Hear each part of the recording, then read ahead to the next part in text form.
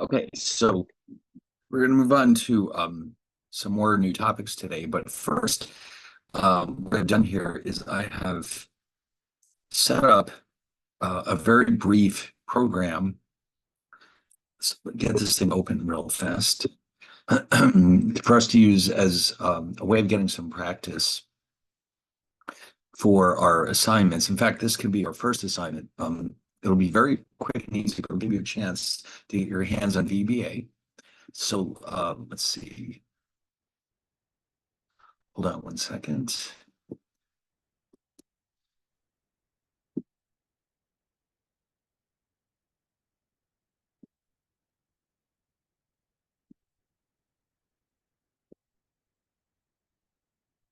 All right. So it's called MA6550 migrate. Now, one thing I do want to point out here, this is something that we need to know before we go any further.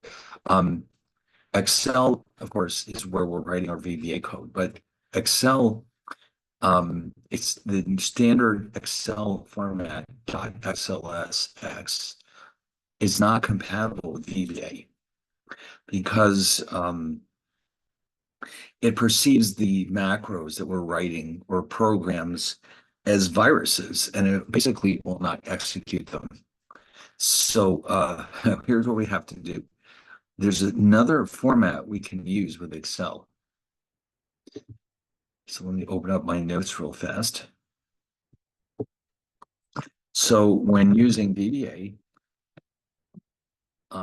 do not standard .xlsx format. That's the one used most of the time with Excel. In fact, you may not even notice it because you use it by default. Anytime you save an Excel spreadsheet, it's almost invariably XLSX. It's possible you have some older ones from quite a few years ago. It's .xls without the X, but it's almost certainly that virtually all of these spreadsheets use end with that .xlsx. So it does not work well, if at all, with VBA programs. So what do you do instead? So if you open up this one that I'm about to show you, the format is listed here as Microsoft Excel macro enabled worksheet. And the extension, oops, I just opened that, is .xlsm. Let's see. Now, if you save a new blank spreadsheet, let me just open up a blank one. So you can see when you save one, you do have an option. You probably never noticed it before because you never really needed it.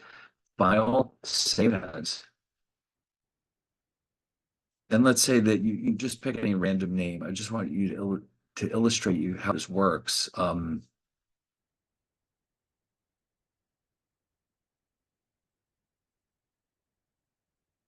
see. I guess this is good enough. So I could call it, let's say, new. And if you notice, it says Excel workbook, of course, fine, that's a standard default type. But if you look at this list, you'll see there's quite a few others to choose from. Excel macro enabled workbook. And that's, well, it doesn't show it, but it's .xlsm. Okay, so make sure this is the format you're using for any spreadsheet that you intend on using VBA with.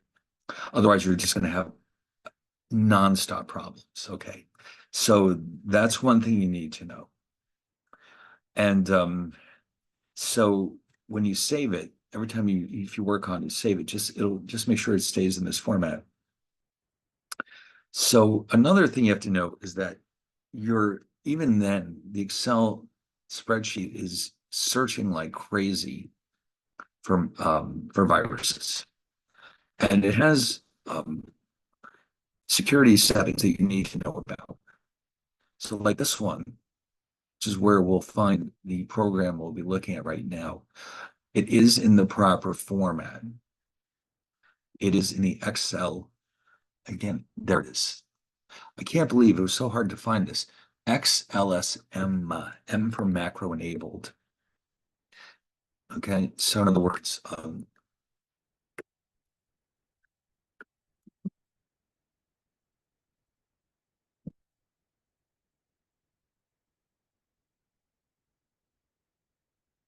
and of course, and once again, that stands for macro enabled workbook.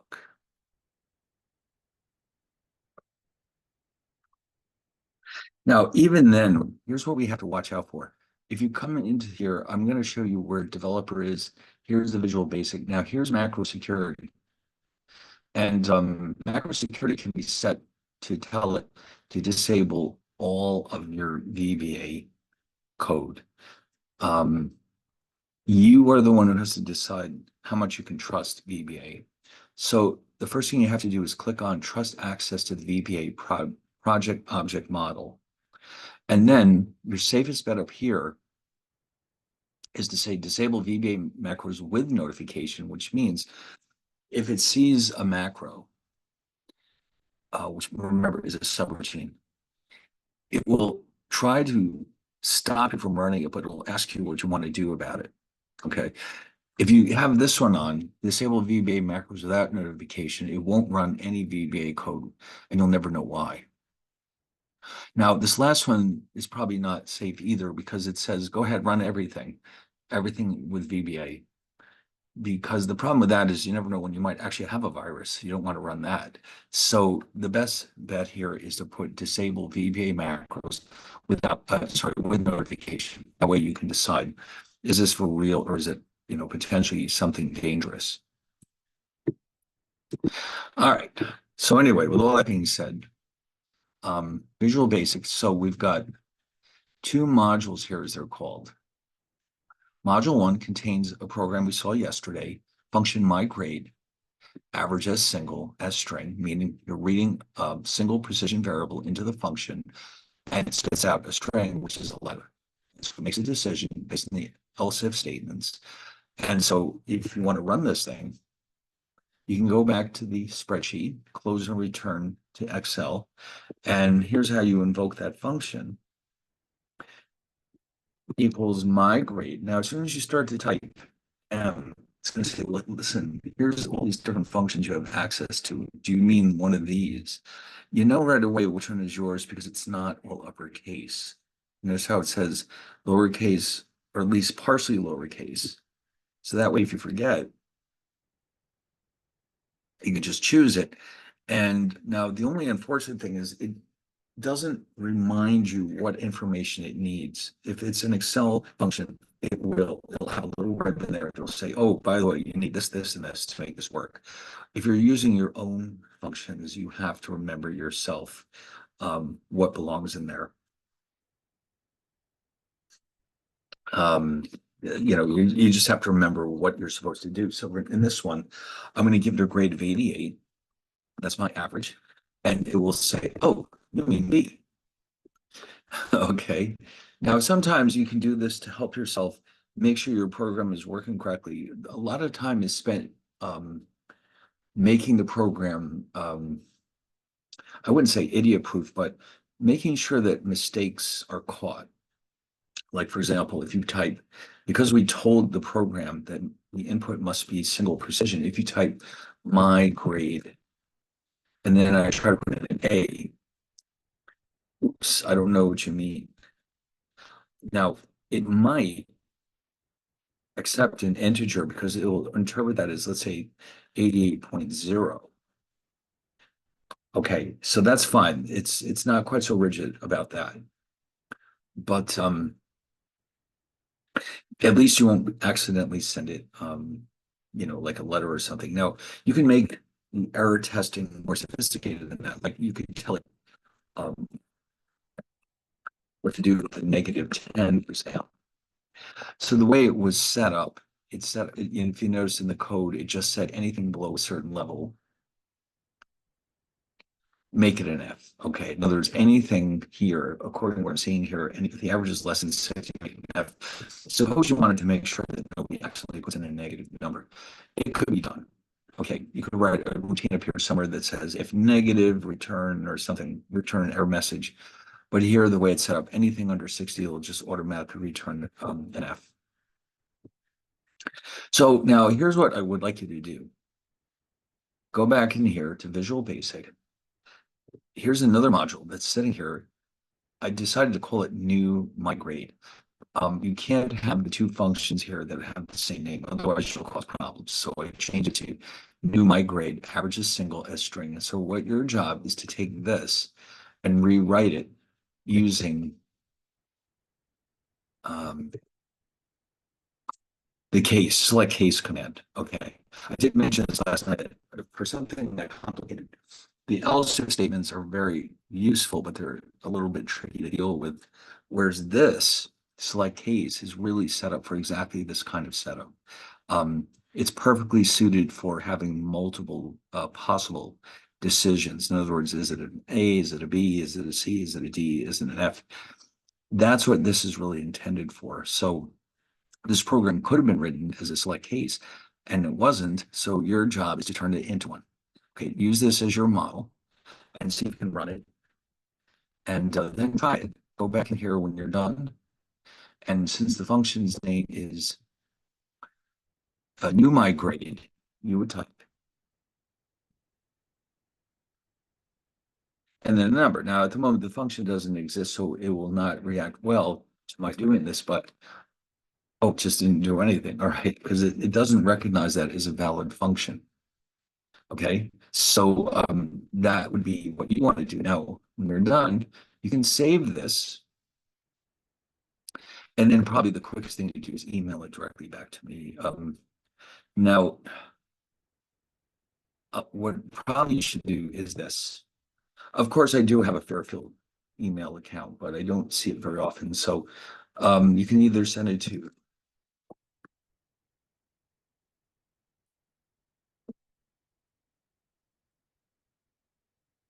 probably your best bet is to send it to my Gmail account.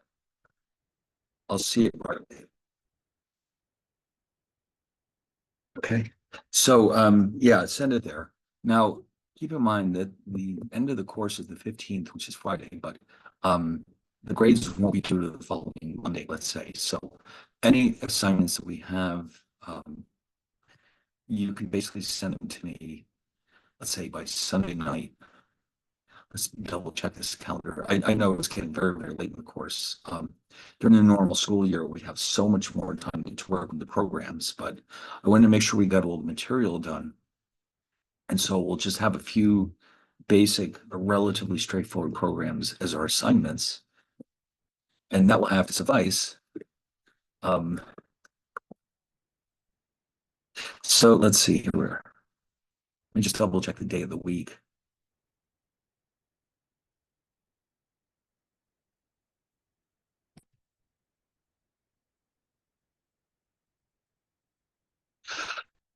Right, so officially the last day is the 15th. So, if you could have everything done by the 17th, the night of the 17th, that would be fine. I could then turn in the grades on the 18th. That will work out for you, I think. So this will be the first one. Now the next two, I'll probably have them do something based in the Greeks, which we're about to start now, because they're very straightforward. And then I'm thinking we might do something for Monte Carlo, which is the last topic we'll be covering, because it's extremely interesting and it's kind of it's very straightforward. So um, I think that's what I'm aiming for. Maybe one problem um, revolving around the Greeks, and maybe one that has something to do with Monte Carlo. So at the moment, this is where we're heading. Okay, so but this one is a good way to get your hands on VBA. Remember, learn about how this works with Excel, for example, using an XLSM format, knowing where the code is. By the way, I do want to mention one more thing here. If you wanted to write another program, you're going to have to come over here and type insert module, and that's where you'll put your code. Okay, so now here, I actually entered this part myself. It didn't come like that. It's blank. You have to do that yourself. But if you, let's say you decide to create something called function new product or something like that, x as int.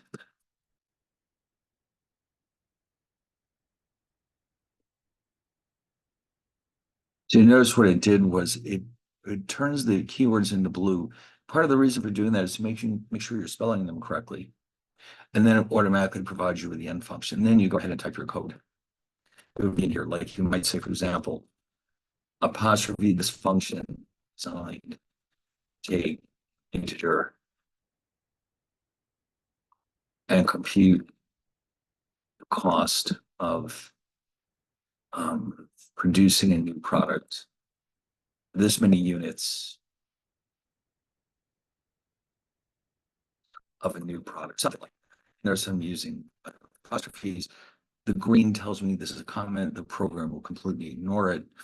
You can have as many of these as you want, but once you start it, it's going to be green all the way after that. So what you can do is you can actually put it at the end of a line. Like you could say X represents the number of units.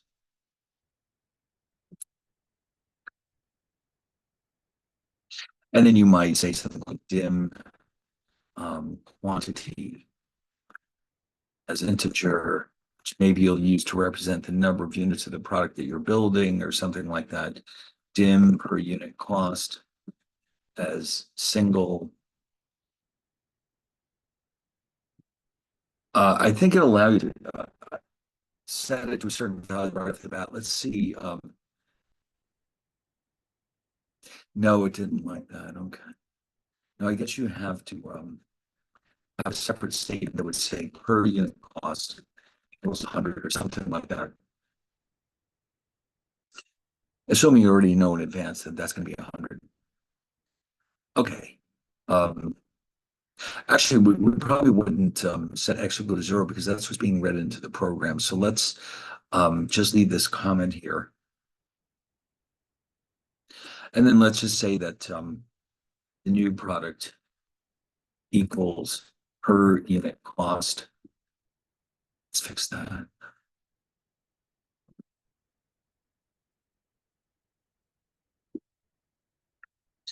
And then for some bizarre reason, let's say it's times the square root of x, and then you'd be done. And in a case like that, you'd have to be careful. You could set it up to make sure that it doesn't accept a negative x, for example. But so now all of a sudden, you've got a real function here, and you can type equals new product. And you notice it's finding it there. And I'll say, well, oops, um, 20. And so what it did was it multiplied 100 times the square root of 20 to come up with that result. Right. So yeah, you can do whatever you want here. You can create all the modules you want, and then you have all these functions available to you. And of course, you can also write them as subroutines or macros if you want. But I think in a case like this, you're probably best off using a function because you're only producing one output. When you need more than one output, like if you're going to produce things like, the grade and then like comments or, things like that, then you probably would be better off with a subroutine or macro.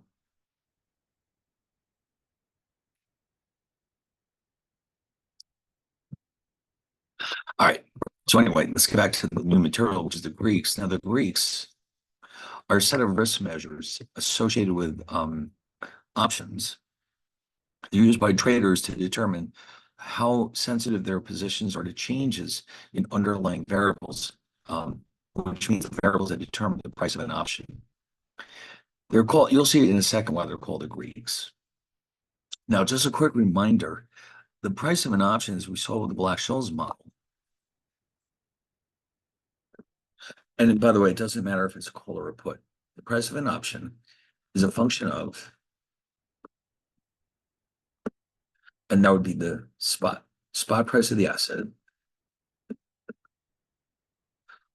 strike price of the option, the volatility of the asset, which can be interpreted as the standard deviation of returns to the asset, time until the maturity of the option, and the risk-free rate of interest. risk-free, that would mean the yield of the treasury bill that matures at the same time as the option.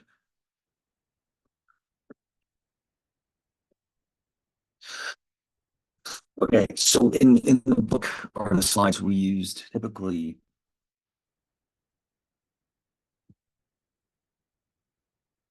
although sometimes we use K for this one as well. It depends. It depends on what part of the book we're in, what slides we're looking at, but X and K are often used interchangeably to represent the strike of the option. Now, of course, all this implies that if the spot price of the asset changes, all or its constant, then the option price will change. Same is true of volatility, time, and interest rate. Okay, now note, of course, the strike price is a constant, so we can't change.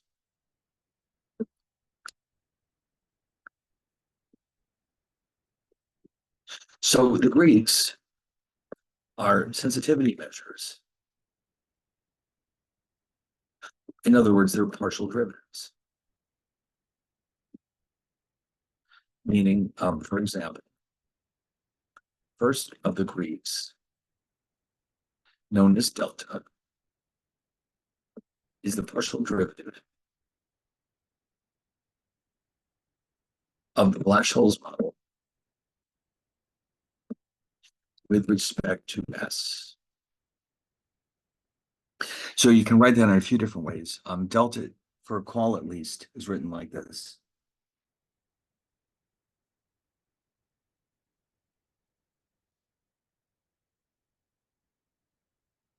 You notice we're using those partial derivative symbols because the call itself is a function of S, X, sigma, T, and R.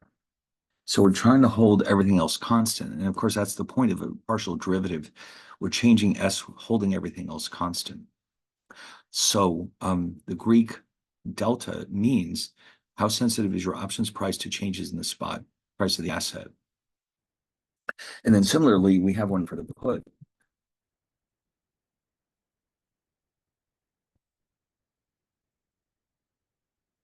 And of course, this is based on the logic that the put is also a function of S, X, sigma, T, and R. The difference being the magnitude of the change, and in some cases, the sign is different. So as it turns out, we'll see why in a second. Qual delta has to be positive because remember, qual gives you the right to buy an asset. If the asset price goes up, clearly the right to buy it has to go up as well. On the other hand, the put gives you the right to sell. So it stands to reason that when the price of the asset goes up, the value of the put goes down. Okay. Now we can also attach other restrictions on these as well, but just in general, it should be clear that the qual delta is positive and the put delta is negative. Okay.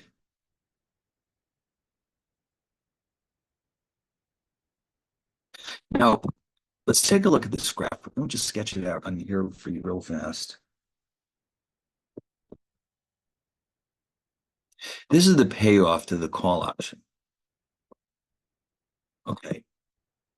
We can do this with either the payoffs or the profits and losses. Let's just do this. Okay. I just want to follow along with my graph.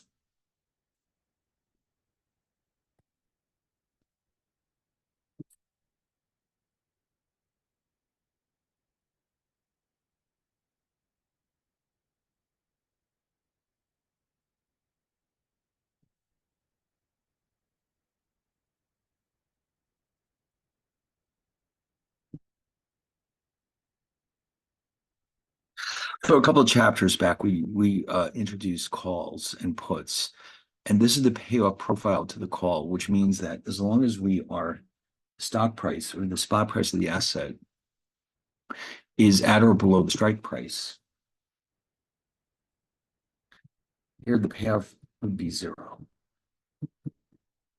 Up here, payoff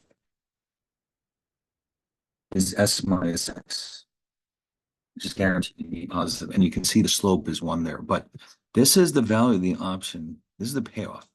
This is also the value of the option on the maturity date. But at any time prior to that,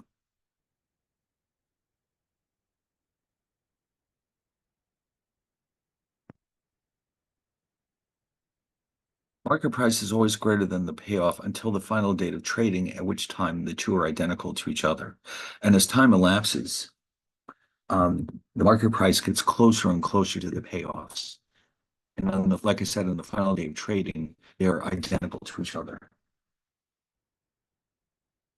Okay.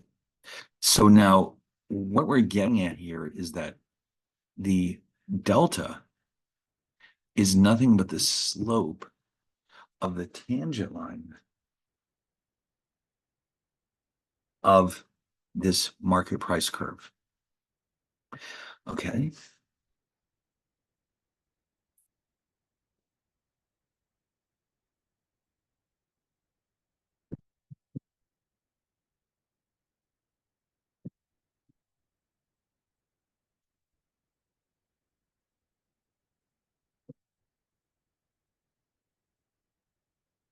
Now, based on that logic, and you can see, by the way, the slope is zero. Up here, the slope is one. So that means the market price curve has a slope that's bounded between those two numbers.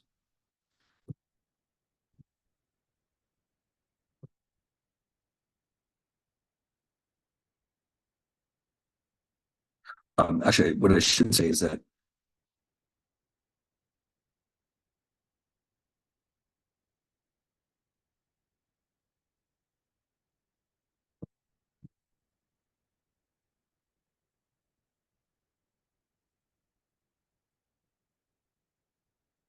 between 0 and 1, it can't get any flatter than the payoff profile, and it can't get any steeper either.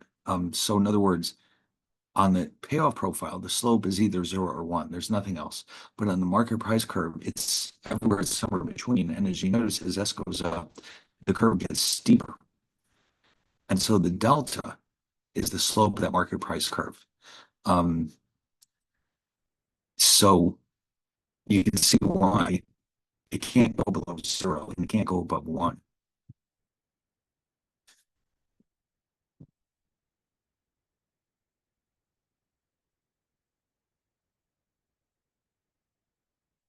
And then when it comes to the put,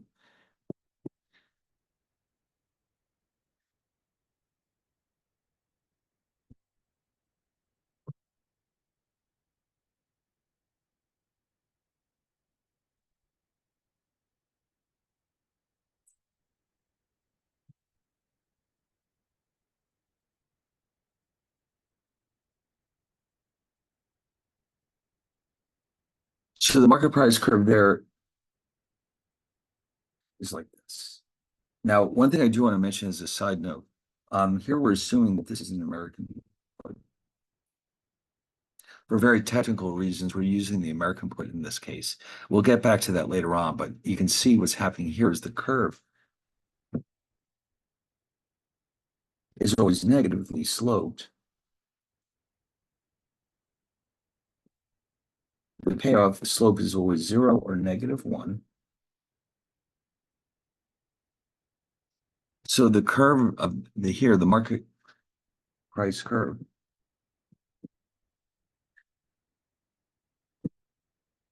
the slope is bounded between -1 and 0.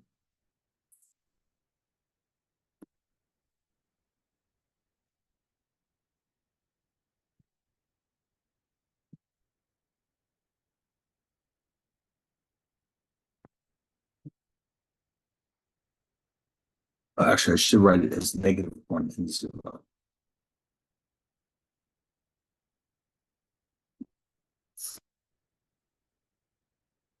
So that implies that the delta, because the delta is the slope of that curve,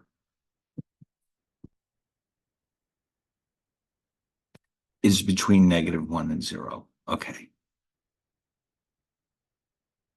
You can easily imagine why this is so important. I mean, imagine if you have a portfolio full of options, and you expect that, let's say they're all written on Apple stock, and you expect Apple price stock to go up $10 tomorrow. Well, you should have a pretty clear idea of what that's going to do to the options in your portfolio. If you're worried about losing, you'll have to adjust your position, or you can maybe make your position even riskier, maybe not quite so risky, but you have to know what's coming. And so that's why this is so helpful. Now, by the way, this is the equivalent diagram for the European put. The weird part here is that for the European put, there's actually a region within which the market price can actually fall below the payoff. And that's to do with the fact that the option is, in this case, the put is very deeply in the money.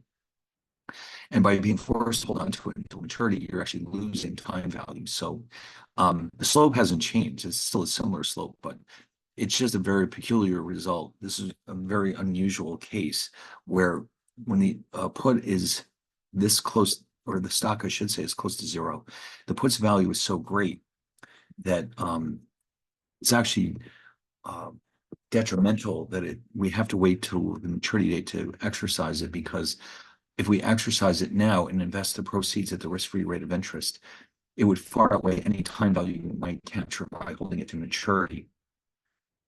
But basically, as far as the delta goes, you can see it's still a very steep negative value, just like the American version. Now, it turns out we got lucky here. Delta C is approximately equal to ND1. That's all it is. How do you like that? So it's easy to calculate the delta for a call. It's just ND1 from the Black-Scholes formula. And of course, we know that that's part of the process of calculating the call price. We have to calculate ND1 in order to come up with the Black-Scholes price. So when you're calculating ND1, you're almost always, also simultaneously calculating delta C. Now for the put, now this is, remember we did mention that there's two equivalent ways of calculating European put price. Um,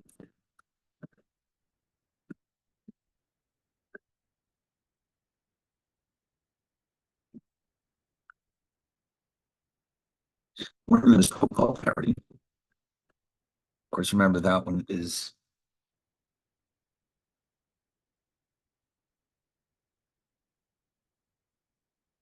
and then the second one is to just directly substitute. Oh, this one's using K. All right. Um, oh, this is so annoying. But yeah, this is the strike price. Let's just change it to X just to be consistent here. Substituting the call parity relationship into the Black-Scholes model produces the following. And so those you can calculate directly.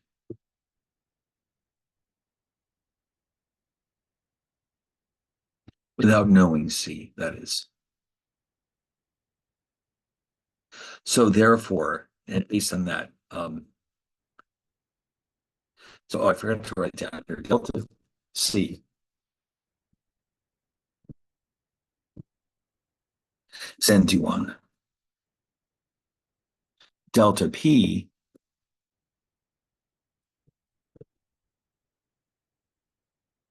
is ND1 minus 1. Okay. So if you remember, this example, we had this a while back where we had a European call option, XYZ stock with a strike of $50, a stock price of 52, a risk-free rate of 2%. We plugged these into the Black-Scholes formula, if you remember, and we did end up with a price of $7.60 some odd cents. But along the way, we showed that the ND1 is approximately equal to 0.6359.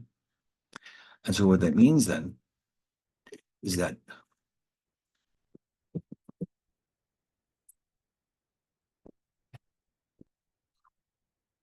That indicates that the $1 increase, the price of the stock, and about 63.59 cents to the value of the call, and vice versa too. In other words, if the stock price goes down $1, then so should the call price by about 63.59 cents. Now the equivalent put, meaning the same strike price, the same maturity date, the same asset.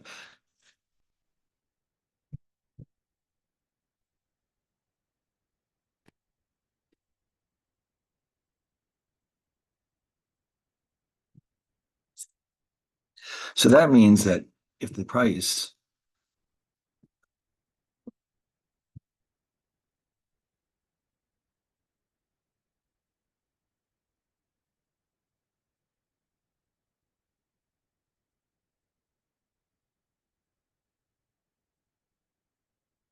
All right, so those $1 increase in the price of the stock is now going to reduce the put price by about 36.41 cents.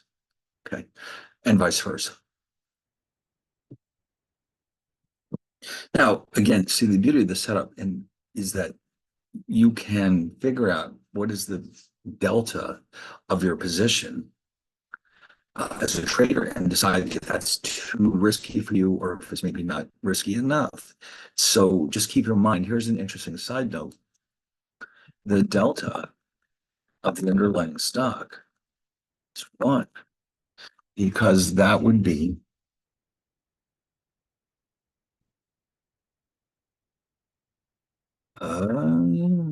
so let's say,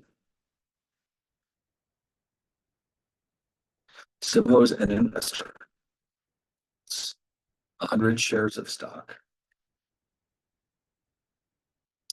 and 50 puts.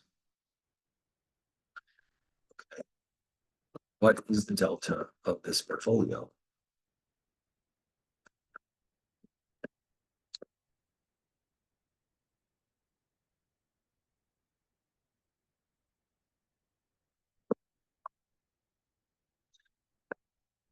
That was the same put we just had up here. We have 100 shares of this stock that was mentioned in that problem, selling for $52, etc. But we also bought 50 puts to protect our position. So the delta for the portfolio, which some books use a pi for that,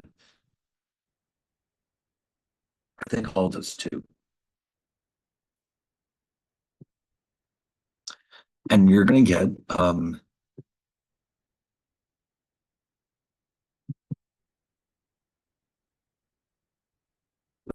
delta S, which is the delta of your stocks. This is the delta of your P's. Now, you've got 100 shares of stock. And remember, this one is negative 36.41.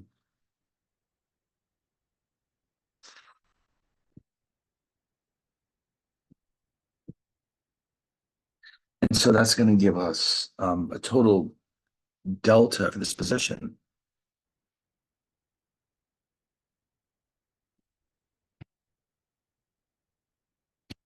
of 100 minus 18,205.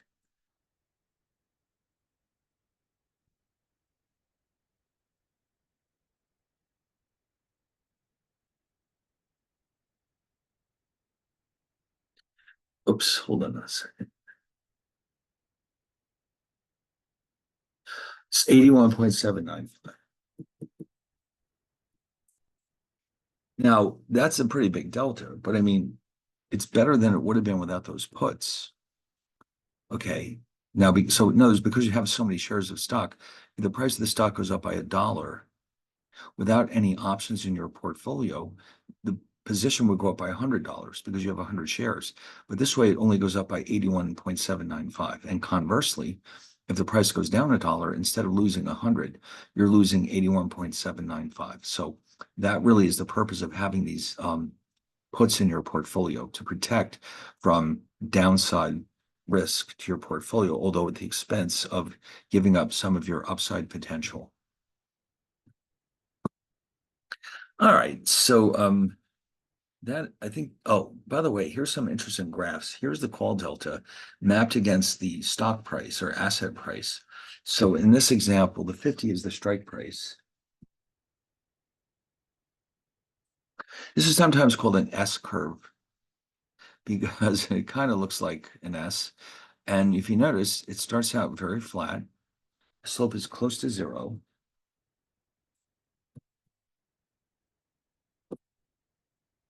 Up here, the slope is close to one. Right around here, the slope is about 1.5. But it's always positive.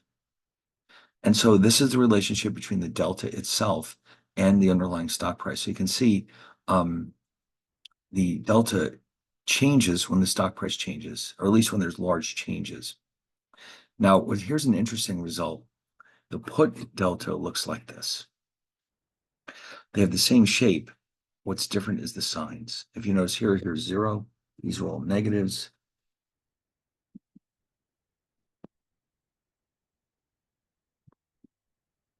Okay. So, actually, I'm sorry, the slope is 0.5 there, but the delta is negative.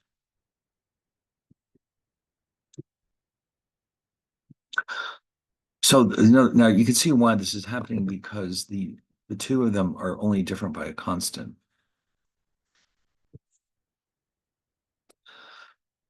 Now, this, by the way, what you're seeing here will help us understand the next Greek that's coming up. The next Greek that's coming up is essentially a measure of how sensitive the delta itself is to changes in the stock price. In other words, if I have a portfolio full of options and stocks, and the delta is at some level that I'm comfortable with, what happens if there's a huge change in the stock price? Will that affect the delta of my portfolio? The answer is yes. So I have to be very, very careful when I hedge. One day I might think I have a very safe position, and the next day maybe I don't.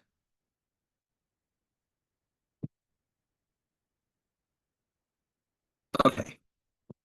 By the way, if you're really nervous about what's happening in the market, sometimes traders will take options positions that reduce the delta of the total portfolio to zero. This means that the portfolio is risk-free. It can't change in value. That means it's risk-free, or at least it is for now. So this situation is referred to as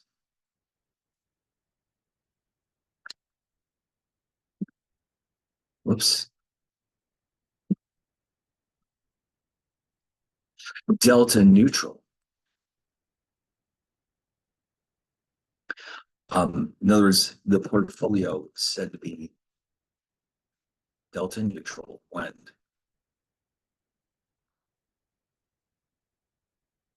the total portfolio is delta, including the options, that is exactly so.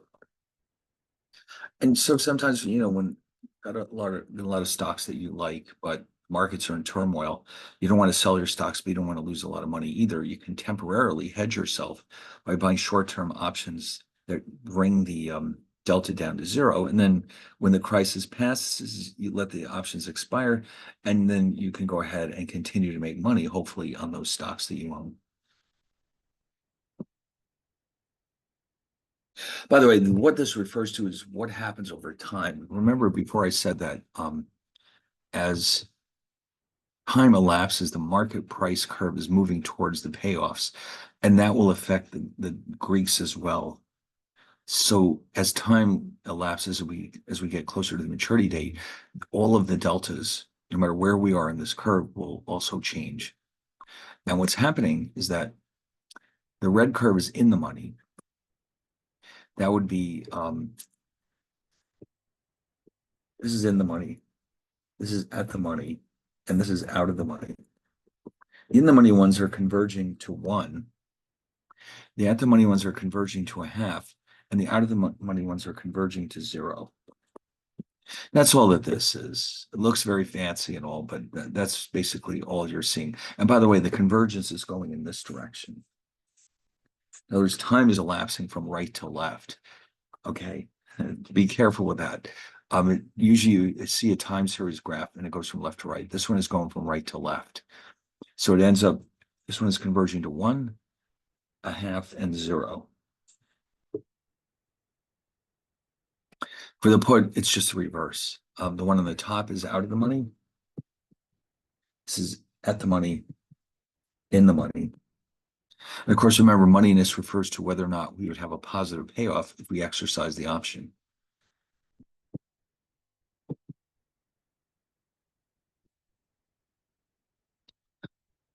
Okay. Now, by the way, remember when we introduced Merton's extension of the Black-Scholes model, we introduced Q to represent the continuously compounded return to the asset. If we're using Merton's model, the formulas for the Greeks are going to be just a tiny bit different. Now, e to the minus qt, if q is 0, like in the original Black-Scholes model, then this expression is just equal to 1. And you'd end up with nd1. If q is not 1, it's going to typically be some very small positive number. And so e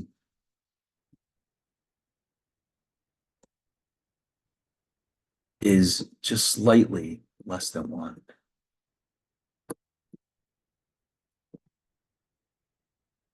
So that means that technically you should take this into account with e to the minus qt. If you leave it out, your answer will only be approximately correct, but this is how you would adjust for the existence of a cash flow to the owner, as we see in Merton's extension of the Black-Scholes model. Now, gamma, this is what I was building up to before. Gamma is essentially the sensitivity of delta with respect to the stock price. In other words, how much does the delta change over time, or as S changes? So it's actually a second derivative. And by the way, this is the Greek letter. This is the uppercase gamma. You don't see this all the time. You see gamma sometimes looking like this.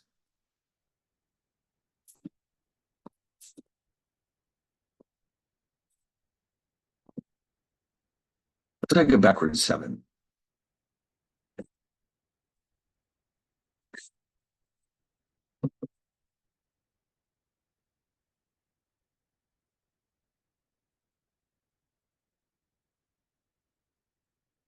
Okay, so you can think of it as the second derivative of C with respect to S, or the first derivative of the delta call with respect to S. And then similarly, delta C, or delta P rather,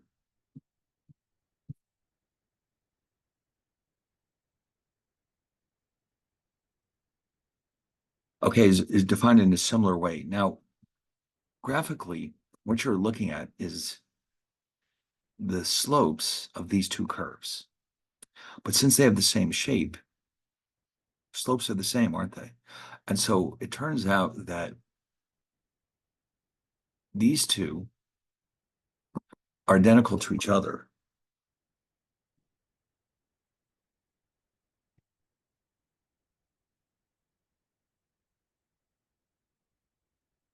Because of the way they're defined, they're both going to always be the same. So we don't need to make a distinction between the gamma of a call and a put. So the big question is, what does this graph look like? It's hard to visualize just by looking, but you can see, let's just quickly think about this. The slope of either one of these is what we need. It goes from 0, starts to rise to about a half. And by the way, if you notice the curvature here, it's going from rising, it's rising at an increasing rate, then it hits this point, which is an inflection point, and then turns back down again. So in other words, the second derivative is going from positive to negative. And so the resulting graph looks like this.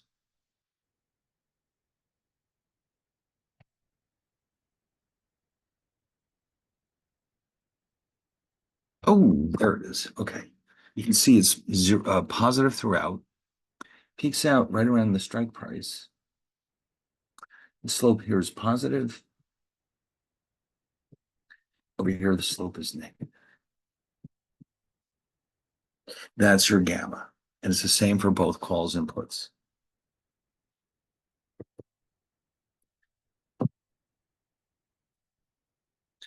All right. So this means that if I have a portfolio that's heavily hedged with options, if there's a significant change in the stock price, the deltas could be affected, and that means my position could either become less risky than it was before or more risky. This gamma will tell me which one it is and how much. So it's like waiting for a storm to arrive. You want to know how much insurance you have. It's kind of like it's trying to protect your portfolio or show you how much protection your portfolio really has.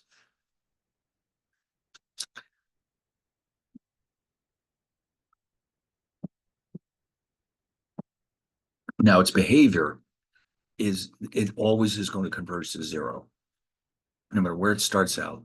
Actually, no, I shouldn't say that. Sorry. Um, as long as it's not at the money. At the money is a very peculiar case.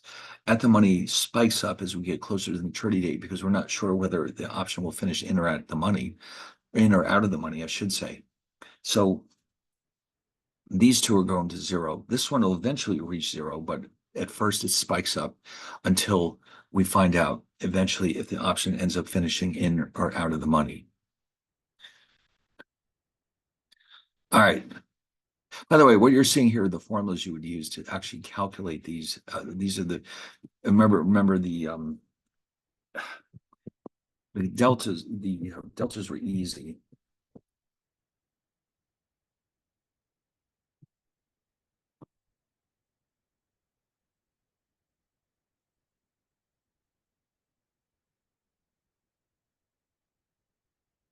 The gammas are a little bit messier. Um, oh, and this one, yeah, this is assuming that we have this Q. If we don't have a Q, it'll just be n prime of D1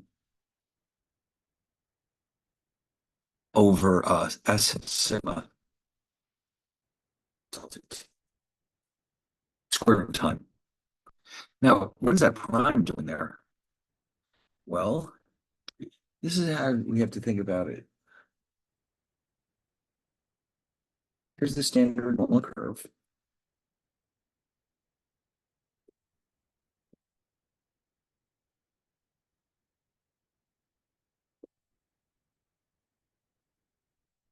And let's say here's D1.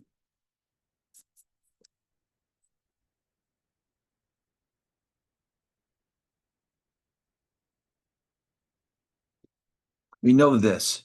N prime of D1 is actually the height of the curve at this point.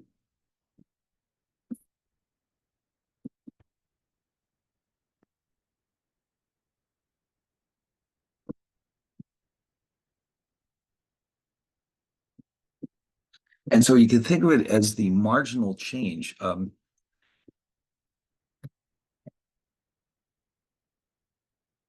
Shows the um, impact on ND1 of a change in asset price S. In other words, if not sorry, D1, but that, in other words, it's D1, but only indirectly through the value. If S changes, D1 changes, and then that affects this curve. So it means like how much of a change is there on this probability if we move up and down that curve. So it's very difficult to visualize what this is telling us. It's the incremental change or marginal change in the probability of Z finishing less than or equal to D1 when there's been a change in S, which in turn triggers a change in D1. Okay. Anyway, that's the formula.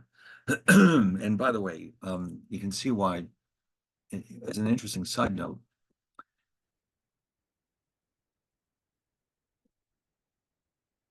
This ND1 is guaranteed to be positive. S is positive, sigma is positive, uh, radical T is positive. So therefore,